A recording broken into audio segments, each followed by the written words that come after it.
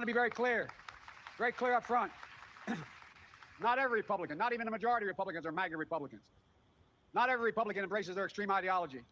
I know, because I've been able to work with these mainstream Republicans. Yeah, like the segregationists you're friends with. That the Republican Party today is dominated, driven, and intimidated by Donald Trump and the MAGA Republicans. And that is a threat to this country. He was close friends with Strom Thurmond. These are hard things, but I'm an American president. Not a president of red America, blue America, but of all America. Also, we should set this up. He said the other day that in a private speech, he referred to MAGA Republicans as semi-fascist. Yes, so and this then is him kind of dealing with that. And then his press secretary, Jean-Pierre, yeah. She's from Haiti, which is a country that rich. Biden continues to destroy. Right. Yeah, he's very Trumpian. He just doesn't call his shithole country, but he treats it that way. Right.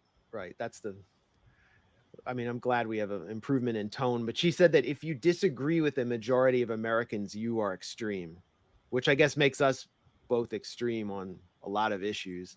And Americans are the American population is one of the most propagandized population on earth. So by that logic, pretty much anyone who dissents is an extremist. And again, they're moving towards applying legal consequences to the views that you hold. This speech follows that. Yeah, I think there are ways you could define MAGA Republicans, but he doesn't do that in the speech because I think he's so full. He's so substance free that he refuses to say anything of substance. So it's all kind of platitudes after platitude. Well, and it fits perfectly within a political atmosphere in which everyone calls each other a fascist without defining what it actually means. And there are real definitions of fascism. Right. And there are real fascists. Yeah. And I believe it's my duty to level with you, to tell the truth, no matter how difficult, no matter how painful. He really respects us as adults. And here, in my view, is what is true. MAGA Republicans do not respect the Constitution. They do not believe in the rule of law. They do not recognize the will of the people. They refuse to accept the results of a free election. And they're working right now, as I speak, in state after state, to give power to decide elections in America to partisans and cronies, empowering election deniers to undermine democracy itself. Okay, there's definitely substance to things that have taken place in Georgia or Florida, where there are efforts by the Republicans to limit the franchise, particularly to felons and people who vote Democrat. I mean, that's just a fact. Yeah, it's something Brian Kemp did in Georgia. It's one of the big battles the Democrats are fighting, but that's not where this speech is going either. It's going towards introducing a new term, election deniers, which could apply to so many Americans, and so many of our elections have been contested. I mean, Joseph P. Kennedy basically bought the election for his son.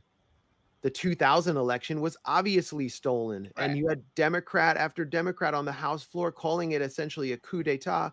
It was stopped. The vote was stopped by Katherine Harris, the Florida Secretary of State, who was a Bush crony working under Bush's brother, who was the governor.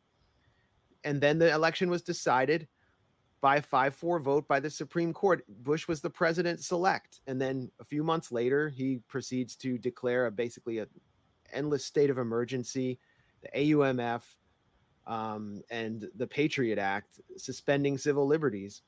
So anyone who condemned what took place in the 2000 election justifiably, and there were questions even about the 2004 re-election of Bush in Ohio. Anyone who questioned that is now an election denier, and that means at the very least, the social media companies, we know for a fact, they're being pushed by the White House and all the agencies to kick off anyone who questions even local elections coming up in the results.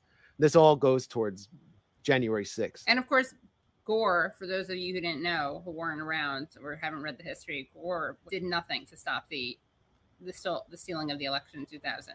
And there's this really powerful scene in Fahrenheit 9/11, actually. I don't know if you've seen that Michael Moore film, but there's this powerful scene where all these Black members of Congress are basically like appealing upon him to do something about it. That was a great film, actually. Yeah. And it was at a time when Democrats were actually against neocons instead of actually physically against them, marching together arm in arm in lockstep as part of the pro-war Liz Cheney worshiping.